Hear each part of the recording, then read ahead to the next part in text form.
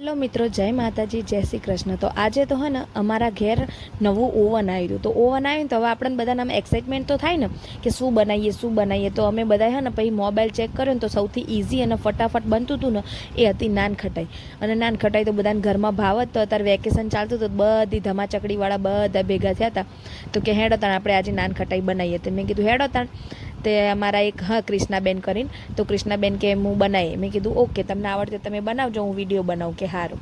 તો જો શું કર્યું, સૌથી પહેલાં હે ને પાવડર શુગર એટલે કે દળેલી શુગર લઈ લીધી, ખાંડ, અને એના પછી એમાં નાખી દેવાનું। જેટલી શુગર લીધી ને એટલું ઘી નાખવાનું, અને આ રીતના હે ને બરાબર એને ફેંટી લેવાનું। એટલે આવું ક્રીમ જેવું થઈ જશે। ક્રીમ જેવું થઈ જાય એટલે પછી એમાં એક સાઈડમાં મૂકી દેવાનું ને એમાં નાખી દેવાનો ઘઉંનો લોટ। તમે જો ઘઉંના લોટની બનાવવા માગતા હોય ને તો આ રીતે ઘઉંનો લોટ લેવાનો, અને જો તમે મેદો નાખવા માગતા હોય ને તો પછી મેદો લેવાનો। અમે ઘઉંનો લોટ લીધો હતો, અને પછી ઘઉંનો લોટ જેટલો લીધો હોય ને એનાથી ચોથા ભાગની લઈ લેવાની સોજી।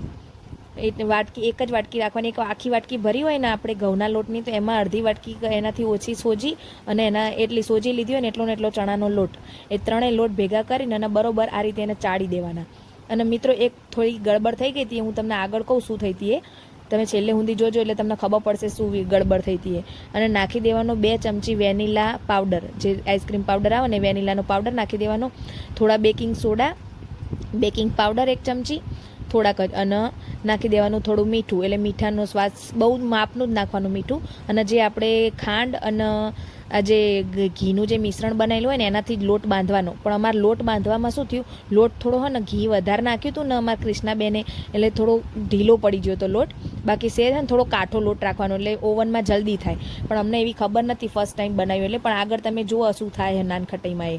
તો પછી બટર પેપરે હતું નહીં, અચાનક ઊભું કર્યું હતું, એટલે તો પછી અમે શું કર્યું, આવી રીતના જે આપણો પેપર આવે ને એ પેપરમાં આ રીતના ઘી માખણ લગાવી દીધું, કાં તો ઘી લગાવી દેવાનું, એટલે તમારે ને મસ્ત બટર પેપર ઘેર બેઠા તૈયાર થઈ જાય, બહારથી બજારમાં લાવવું ના પડે।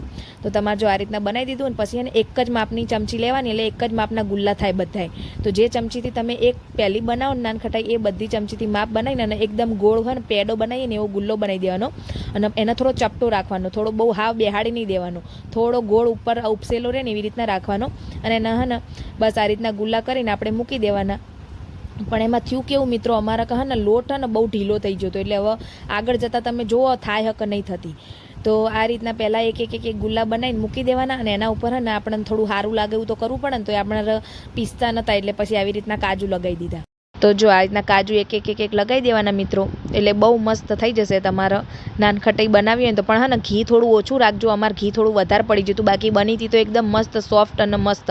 તો તમારે ઓવન હોય તો ઓવનમાં મૂકી શકો, ના હોય તો તમે હે ને આપણે પેલા ગેસ ઉપર બનાવી શકો। તો અમે પહેલી વાર ઓવનમાં હે ને ટ્રાય કરવા માટે, મુહૂર્ત કરવા માટે કર્યું હતું, મસ્ત બની હતી। પણ થોડું ઘી વધારે પડ્યું ને એમાં થોડા લોચા પડી ગયા, બાકી તો ટેસ્ટમાં તો બહુ મસ્ત બની। તમારે બનાવી હોય તો આવી રીતના બનાવી જોજો, પણ થોડું હા ને ખાલી ઘી માપે નાખજો એટલે મસ્ત થઈ જશે।